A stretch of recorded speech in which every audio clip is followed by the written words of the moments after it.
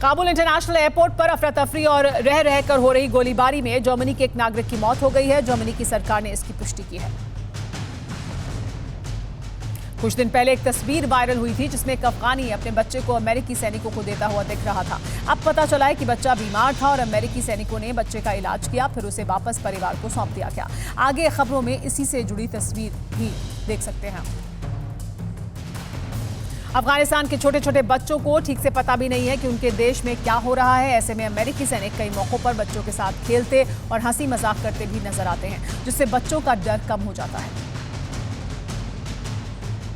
अमेरिकी सैनिक के लिए छोटे बच्चे इन दिनों बड़ी जिम्मेदारी हैं। तस्वीर में एक नवजात अमेरिकी सैनिक की गोद में नजर आ रहा है। इसके माता पिता भीड़ में हैं और अमेरिकी जवान नवजात बच्चे को संभाल रहा है।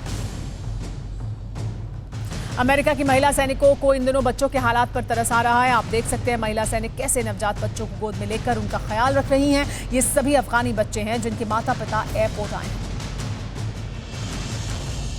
अमेरिकी सैनिक न सिर्फ भीड़ को संभाल रहे हैं बल्कि भूखे प्यासे बच्चों को खाना और पानी भी देते नजर आते हैं। इन तस्वीरों से जाहिर है कि अमेरिकी फौज कैसे अपने इंसानियत के फर्ज को भी पूरा कर रही है। तालिबान की इतनी दहशत है कि अफगानिस्तान के एकमात्र गर्ल्स बोर्डिंग स्कूल में छात्राओं के दस्तावेज जलाए दिए गए हैं। बोर्डिंग स्कूल की संस्थापक ने ऐसा लड़कियों और उनके परिवार की सुरक्षा के लिए किया है। काबुल एयरपोर्ट पर एक बच्ची की मौत हो गई। वीडियो में देखा जा सकता है कि बच्ची के पिता उसे मुंह से सांस देने की कोशिश कर रहे हैं। गर्मी, भूख, प्यास की वजह से सबसे ज्यादा परेशानी बच्चों को ही हो रही है।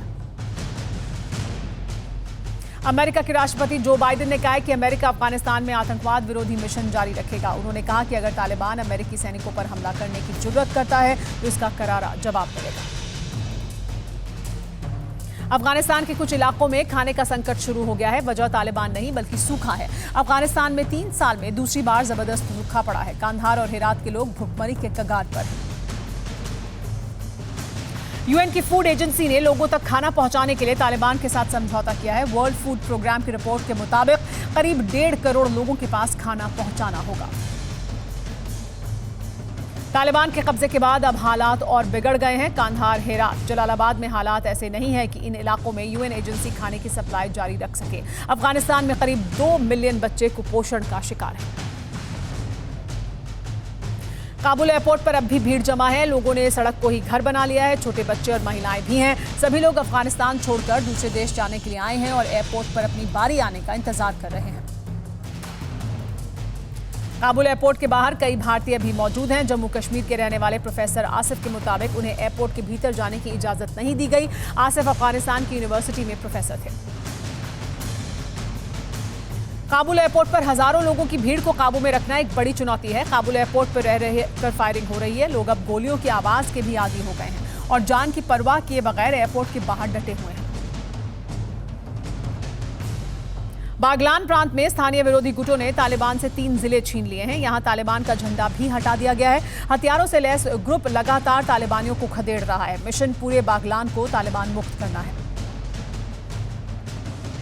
बागलान प्रांत के खिजन जिले में भी तालिबानियों को बाहर निकालने में कामयाबी मिली है। अंदरअब जिले में दर्जनों तालिबानियों ने अमेरिकी हमवी गाड़ियां और हथियारों के साथ सरेंडर किया है। ईरान की सीमा में गए अफगानिस्तान के सैनिक तालिबान से भरोसा मिलने के बाद लौट आए हैं। इन सैनिकों के पास दर्जनों टैंक और राइफल थे। तालिबान के डर से भी ईरान की सीमा में चले गए थे ये सैनिक।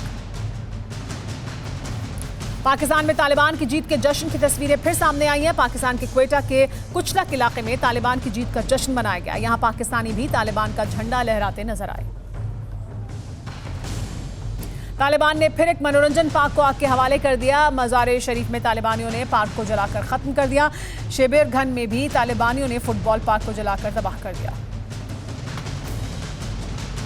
तालिबान विरोधी नेता कमांडर अब्दुल हामिद डाडगर ने दावा किया है कि बागलन में अब 3 जिले तालिबान के चंगुल से आजाद हो चुके हैं। कमांडर अब्दुल के नेतृत्व में ही विरोधी गुट तालिबान पर हमले कर रहा है। अफगानिस्तान में तालिबान राज से बिगड़े हालात पर ताजिकिस्तान उन मुल्कों में से नाराज है जिन्होंने तालिबानी दहशत को सही ठहराया है। ताजिक सरकार ने ऐलान किया है कि राजधानी दुशानबे में उन सभी देशों के दूतावास बंद किए जाएंगे जिन्होंने तालिबान को सैन्य या आर्थिक मदद दी है। काबुल में हालात बिगड़ने के बाद एयरपोर्ट के बाहर लाखों की संख्या में लोग पहुंच रहे हैं। पिछले 6 से 7 दिन में हजारों लोग अफगानिस्तान छोड़ भी चुके हैं। अमेरिका के बाद इटली ने भी दावा किया है कि उन्होंने काबुल से अब तक 1000 अफगानी लोगों को निकाल लिया है। अमेरिकी फौज के लिए काम करने वाले ट्रांसलेटर्स अपने परिवार के साथ अमेरिका में ही रहना चाहते हैं। अमेरिकी फौज के साथ काम करने की वजह से ऐसे लोग तालिबान की हिट लिस्ट में हैं। अब ऐसे लोग अमेरिकी सरकार से शरण और नौकरी देने की मांग कर रहे हैं। ब्रिटिश आर्मी के लिए काम करने वाले लोग अब अफगानिस्तान में नहीं रहना चाहते और काबुल एयरपोर्ट से ब्रिटेन जाने के लिए परिवार के साथ इंतजार कर रहे हैं। विदेशी सेना के लिए काम करने वाले लोग अब ब्रिटिश सरकार से भी मदद मांग रहे हैं। अफगानिस्तान के नेता और बातचीत परिषद के पूर्व अध्यक्ष अब्दुल्ला ने ट्वीट करके ये बताया है कि उन्होंने काबुल में तालिबान के कार्यकारी गवर्नर से मिलकर लोगों की सुरक्षा सुनिश्चित करने के लिए कहा है। अफगानिस्तान में महिलाओं पर तालिबान की क्रूरता बढ़ती ही जा रही है। आतंकी लोगों का राशन लूट रहे हैं और महिलाओं से जबरन खाना बनवा रहे हैं। खाना पसंद नहीं आने पर आतंकियों ने महिला को जिंदा जला दिया। कतर के शेख तमीम ने अमेरिका के राष्ट्रपति जो बाइडेन से अफगानिस्तान के मुद्दे पर बात की। फिलहाल अफगानिस्तान से लोगों को रेस्क्यू करके कतर के दोहा ले जाया जा रहा है। कतर की तरफ से अमेरिका को पूरी जानकारी दी गई। जम्मू और कश्मीर की पूर्व मुख्यमंत्री महबूबा मुफ्ती ने विवादित बयान दिया है। उन्होंने कहा है कि भारत अपने पड़ोसी अफगानिस्तान को देखे, जहां से अमेरिका को अपनी सेना बुलानी पड़ी है। अमेरिका बोरिया बिस्तर बांध कर वापस जाने को मजबूर हुआ है। केंद्र सरकार को भी जम्मू कश्मीर के मुद्दे पर बातचीत करनी चाहिए। तालिबान के स्कूलों में अब लड़के और लड़कियां एक साथ नहीं पढ़ सकेंगे। अफगानिस्तान पर कब्जे के बाद ये तालिबान की तरफ से जारी किया गया पहला फतवा है। इस फतवे से लग रहा है कि तालिबान लड़कियों का स्कूल बंद नहीं करवाएगा, सिर्फ को एजुकेशन बंद की जाएगी। तालिबान के डर से अफगानिस्तान छोड़ने वाले लोगों को आने से रोकने के लिए ग्रीस ने तुर्की से लगने वाली अपनी सीमा पर 40 किलोमीटर लंबी दीवार बनाई है। ग्रीस को डर है कि तुर्की के रास्ते अफगान शरणार्थी ग्रीस में दाखिल हो सकते हैं।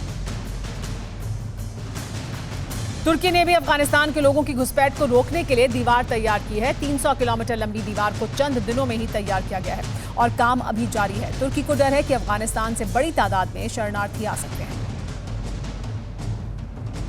काबुल एयरपोर्ट से अगवा सभी 150 भारतीय सुरक्षित हैं। इन सभी लोगों के पासपोर्ट की जांच तालिबान ने एयरपोर्ट के पास की थी, जिसके बाद उन्हें एयरपोर्ट के पास एक गैराज में ले जाया गया था। लेकिन तालिबान प्रवक्ता अहमदुल्ला वासेक ने भारतीयों के अपहरण की खबर को अफवाह बताया।